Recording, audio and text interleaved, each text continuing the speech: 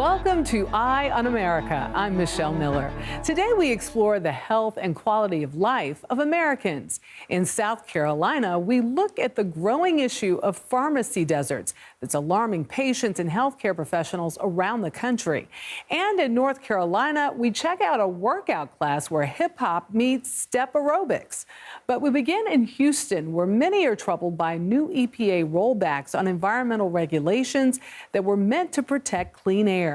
David Schechter shows us communities at risk that are worried about what can happen to their neighborhoods when there's a lack of oversight. Donna Thomas is a pollution warrior in Houston, Texas. Would you feel comfortable? I know your mask is important so we could see your face for like about 10 minutes and then put it back on. As long as we've got some air circulating. Sure. She wears a mask because she believes a lifetime of breathing polluted air in her community contributed to a stroke 4 years ago. So tell me, what am I seeing here? You're seeing the stacks. You're seeing the different stacks. You Four got of them? 4 stacks right there. Near her home, Thomas wanted us to see Texas's largest coal-fired power plant. It's the oldest thing you can be burning in our neighborhoods. It's dangerous. In the U.S., the biggest polluters are often concentrated in underserved, mostly minority communities. What's it like to live in a community that is so impacted by pollution? If there's the smell, is the taste of the water, is our kids outside getting the asthma attacks. To respond to communities like hers, the Environmental Protection Agency under President Biden created a new Office of Environmental Justice. It's staffed by 200 people and funded with more than $2.8 billion that go directly to disadvantaged, marginalized, and overpolluted communities, including support for projects that allow neighborhoods to monitor their own air quality. But Project 2025, a possible roadmap for President Donald Trump, recommends eliminating the EPA's standalone Office of Environmental Justice. Are you concerned about his new term in terms of what it means for the environment? We already know that everybody's concerned. We want our EPA to be stronger. But that is unlikely. We will cut 10 old regulations for every one new regulation. Many business and industry leaders say environmental regulation is anti-competitive and costs them money. In his first term, Trump cut 100 environmental regulations. Daniel Cohen at Rice University sits on one of the EPA's scientific advisory boards. Isn't it important to consider that regulation, environmental regulation, can stifle business? I don't think that's what we've seen as the case. And we've seen the oil and gas industry prosper and produce more oil and gas than ever before, even with EPA regulations. Since the EPA first started regulating clean air in the 1970s, emissions of the most common air pollutants have dropped by almost 80%. But around Houston, there's still a long way to go. A 2018 study found each year the pollution from that power plant is responsible for 177 premature deaths. In a statement, the plant owner, NRG, wrote, "We have a strict policy of complying with all environmental rules and regulations and are proud of our environmental record." Whether you're Democrat or Republican, you should be protected from all the environmental issues, but you're not, because there's no justice out here for people. And she's concerned over the next 4 years, environmental regulation and enforcement will be harder to come by. We continue by examining a mental health concern that can impact people's well-being: loneliness. Only 41% of men say they have 5 or more close friends, and 15% say they have no friends at all, according to a recent survey. Mark Strassman visits a weekend camp in Massachusetts that's helping men open up and connect with each other. God gave us a whole lot more testosterone than the other half of the world. We should enjoy it. This is Everyman, a guys-only weekend getaway in the Berkshires of Massachusetts. How you doing? Good to see you. No drinking, no drugs, no phones. Roughly 50 men placing a premium on authenticity, opening up about struggles men often bury, like loneliness. We can just be raw and real with each other. We met Brad from Idaho, John's from Connecticut, Dan lives in Maine. Have any of you struggled with loneliness? Yeah, I would say I'm struggling with it right now. And what does that loneliness feel like to you? maybe fragility or insecurity. Does it hit you a lot? It's low-level consistent. Loneliness is a poverty of the spirit. What about you? Loneliness an issue? I don't resonate with loneliness as much as I do my need for belonging. Absolutely, I have experienced loneliness in the past. If you weren't working at it, would loneliness come back to bite you? I would be back where I was 2 years ago, which is when I'm home, I'm not present. But it's not just regular guys exploring isolation. From Lenny Kravitz to Joe Rogan to Dwayne Johnson. I know what it's like to be depressed, loneliness, multitude of things. Even the most macho celebrities now talk about the richness of vulnerability. As men, we've traditionally been put in a box and given a very small range to express our emotions. Everyman co-founder Lucas Crump. There are a lot of men that are walking around not necessarily overtly a loner, but feeling very lonely. Loneliness can be rough on a man's health. It carries the same physical risks as smoking up to 15 cigarettes or having 6 alcoholic drinks every day. Think about that and this. Roughly 1 in 7 men say they have no close friendships. Since we moved to Maine, making really close friends has been strangely hard. In this crisis of connection, one of the everyman messages, whatever you're feeling, share it. Hey, I'm having a hard time in my marriage. And that's not something guys usually talk about. So you ask everybody, you're like, who else? And all the hands go up. It's like, oh, I'm not alone. Their spouses or partners often encourage them to come here. And there's something about letting our guard down and having fun with other guys that's hard to replace. It's a lot of work. Can be. But it can be fun at the same time. Absolutely. Connection. It's like building a fire. Keeping it alive takes work, but the warmth is well worth it. Is that gonna work? Oh, yeah. Coming up, how dry January has increasingly turned into a year-long lifestyle. This is Eye on America.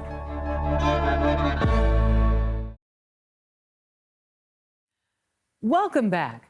Dry January is an annual non-drinking ritual that's become especially popular with younger adults in recent years. The post-holiday challenge is part of a growing movement of Americans who are rethinking their relationship with alcohol. Chanel Call looks into the emerging sober curious movement. 1, 2, 3, 4. That is what we call a counting 4. On New Year's Day, the drinks were flowing at this jam-packed Manhattan bar. These cocktails look and even smell like the real thing, but everything served here is alcohol-free. Hecate is New York City's first and only sober bar. Cheers. Cheers. A place for people like John Maloney looking for the bar experience without the booze. My first job ever out of undergrad was at Anheuser-Busch. We partied like every night. I was just tired all the time. I didn't feel good about it. Now he's part of a growing group of Americans calling themselves sober curious. If somebody orders a great bottle of wine for dinner, I'll have a glass, but I don't drink out of social need anymore. The term first emerged several years ago, but more recently caught fire online. Even mentioned in the latest season of Netflix's Emily in Paris. Oh, what if we did a non-alcoholic version? There's been a lot of growth in that sector thanks to the Sober Curious movement. Thanks everyone so much for coming out on. Sam Bale is helping drive that growth. Rather than being on autopilot and kind of just saying yes whenever there's drinks around. Sober curious means that you're mindful about drinking and about how much alcohol you consume. So it's not completely abstaining from alcohol. Exactly.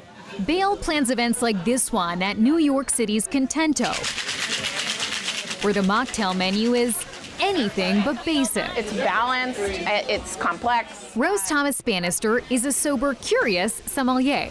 I think if somebody handed this to me, I wouldn't immediately think, you've tricked me. This is a non-alcoholic drink.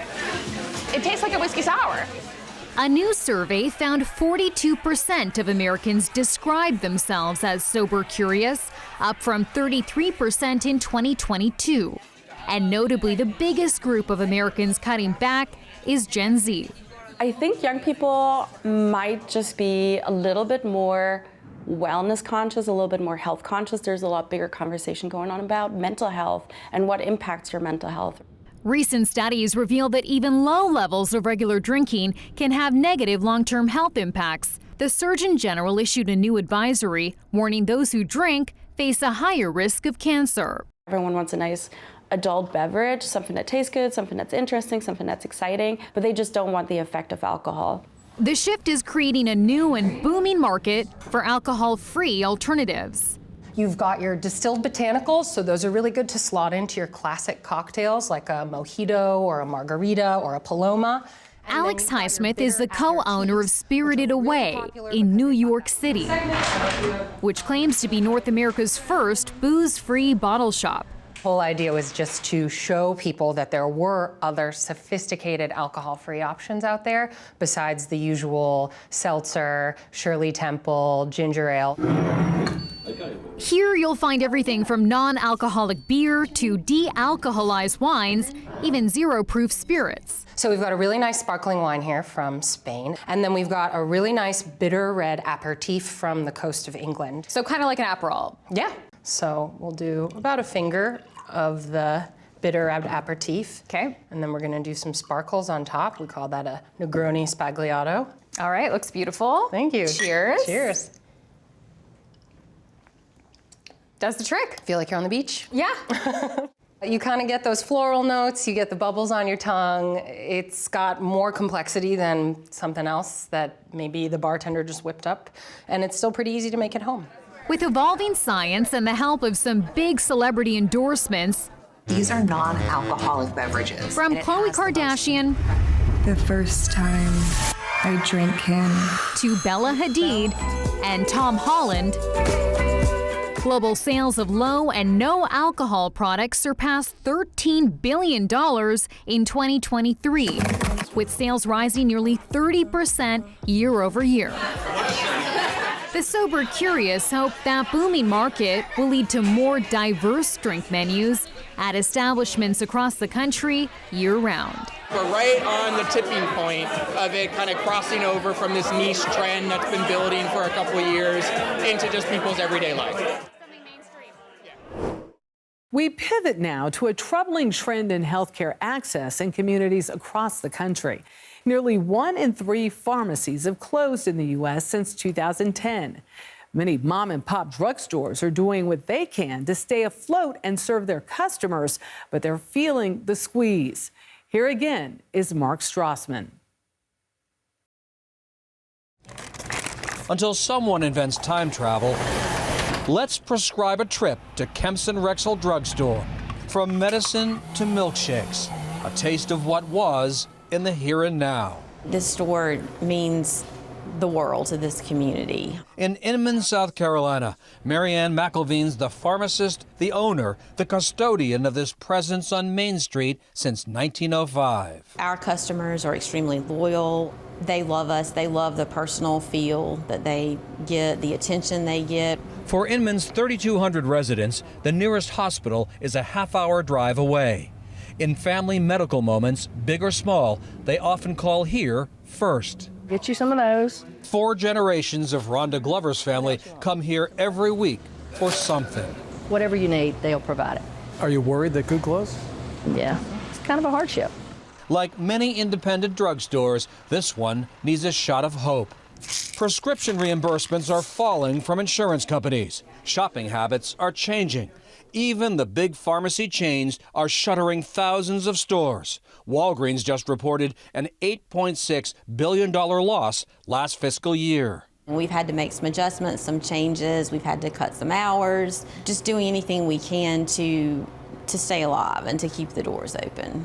Nerve-wracking? Yes, yes. There have been many sleepless nights. Across the U.S., at least 7,000 pharmacies have closed since 2019. Of those, roughly half were independent drugstores.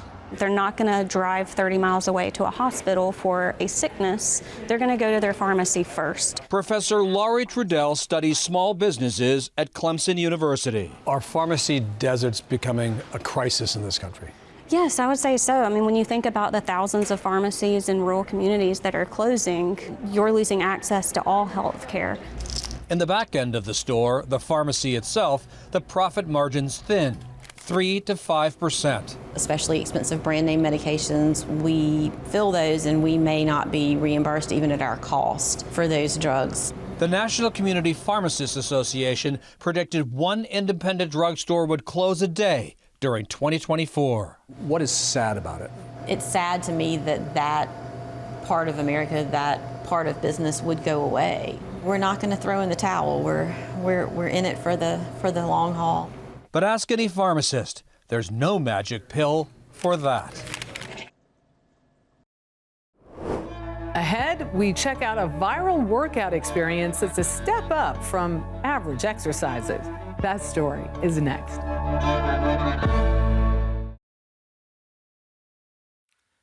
We close our show with a fun twist on a popular exercise routine.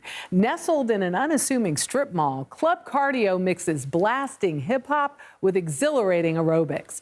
Viral clips of their workout sessions have helped boost the gym's profile and garnered attention from celebrities like Ciara. I recently took part in a class myself to see what makes the family business so special.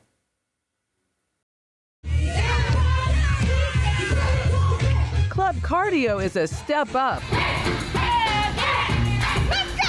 from your average gym. I pound the pavement when I take a step the ground is The energy doesn't quite match the location, a largely abandoned strip mall in Raleigh, North Carolina.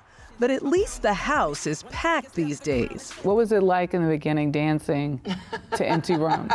It was very empty. You can hear echo. Yeah, it was quiet. And when no one would show, we just kind of do it for ourselves. It kind of drew us closer. Like, we're not there yet, but y'all, we're not gonna give up. In 2018, Sherry Ringer was struggling to find a workout she liked. So she pitched an idea to her daughter Trinity and the rest of the family. Hip-hop meets step aerobics. I seen the videos, they have little headbands on. I don't know if that's really my vibe, but... Oh, you think Jane Fonda style? Yeah. 1, 2, 3. And I was like, I don't know, let me see what I can do with it. And I think in our culture, we just dance at anything. So for us to actually be able to dance and include fitness was important to me. That I was a cheerleader, dancer, 2-time dance world champion. What? Yeah, Look so, at you. yeah, it was... The Simone Biles and cheerleader. Ain't it? Okay. The Ringers opened their gym in February of 2020, but the pandemic had other plans. They took the business fully online. How many employees do you have on staff? I mean, how many people does it take to run this operation? It takes all of us, and it's Who's all of us? Us in this room. That's it? That's it. And we look at each other every day and say, we got to find a new gig. With Sherry's son, Elle, behind the camera, and Trinity's co-instructor, Peyton Silver, on the step, the video started to pick up steam. Fans online started asking, hey, can you come to Chicago? Or hey, can you come here? And we're like, sure. I mean, if we can find something there, let's do it. oh, trying to do it like it's never done before. So they took the show on the road, lugging their steps to any gym that would host them. Some of their members joined in. They say I'm doing too much. I don't think I'm doing enough. Including one man who the internet has dubbed White Chocolate. Oh, yeah. He's a fan favorite. I love people who are comfortable in places you wouldn't expect them to be comfortable. I just love that. Have you seen some of these comments? Oh, yeah. We see some of them. Like, yeah. He is invited to the cookout, the barbecue, the family reunion, and spades night. When I asked for a white mocha at Starbucks, this is what I mean. Have you helped to bring him out more? Absolutely. Absolutely. When you come in here, we're going to hype you up. We don't care how you look. As soon as the music starts, all your troubles are gone. We caught up with John Ward, AKA White Chocolate, at Club Cardio's tour stop in New York. I'm telling you, as soon as just like that, as soon as you walk in, people pump you up. 1, 2. Shaniqua Lassiter says she lost more than 40 pounds at Club Cardio. Non-traditional fitness can be fun. You don't even realize you are burning calories. self-admitted groupie Cinda Adams has traveled to tour stops in 3 different states. I can love my body, enjoy myself, have fun, meet great people, and this is just, to me, what it's all about. I have a quick little video. Oh gosh. From a fan. It is Sierra here, and I just want to take this moment to shout you out, to big you up, and tell you I am so proud of you. Gosh. You know, when I first met you and Peyton at the dance studio for my video jump, I knew that I was experiencing something very special. So don't stop dancing, don't stop doing it all. Okay. Bye, guys. Oh my gosh. Oh my gosh. Oh no, he's crying. Let me tell you something. This place and this space and what we do has changed people's lives. Some of these people have never even picked up a weight before. To see that same person go from learning how to do something simple like a bicep curl to train at 5 a.m. in the morning, it's indescribable. Ain't life sweet when it's both of us? With connection at the heart of its business model, Club Cardio has built a movement. We should all just try to keep up. For more stories like these and live coverage of breaking news, stream us right here on CBS News 24/7. I'm Michelle Miller. Thank you for watching Eye on America.